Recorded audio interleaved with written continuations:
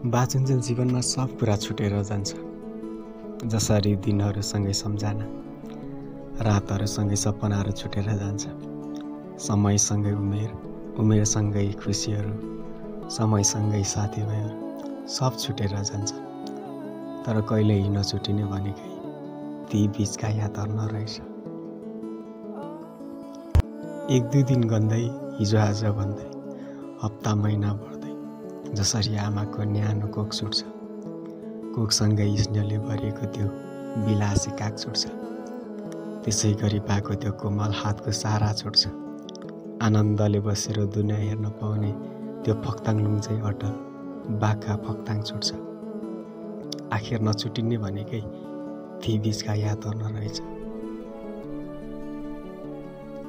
जसरी रुखबाट पातहरू छुट्छ, गुडबाट बचेराहरू, क्षितिजबाट बादलहरू, मिरमिरे बिहानीबाट शीतहरू छुट्छ, यसरी नै बोलीहरू छुट्छन्, तिता मिठा सम्झनाका रङ्गी बिरङ्गी होलीहरू छुट्छन्। आखिर नछुटिने भनेकै ती यादहरू नरहेछ।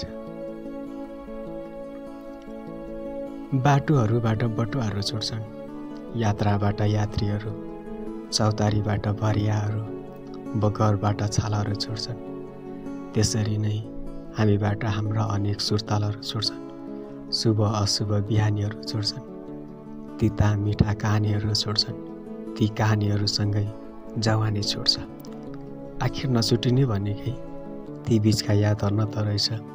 सास रहुजेल साथ रहने भनेकै यादहरू नरहेछ। नछुटिने भनेकै यादहरू नरहेछ।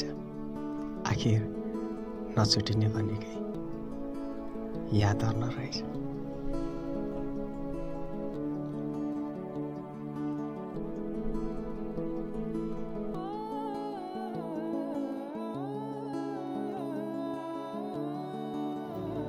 समय परिस्थितिले अलग गरायो, सम्झी बसला, गडबड नगरी माया एक्नासले साँची बसला।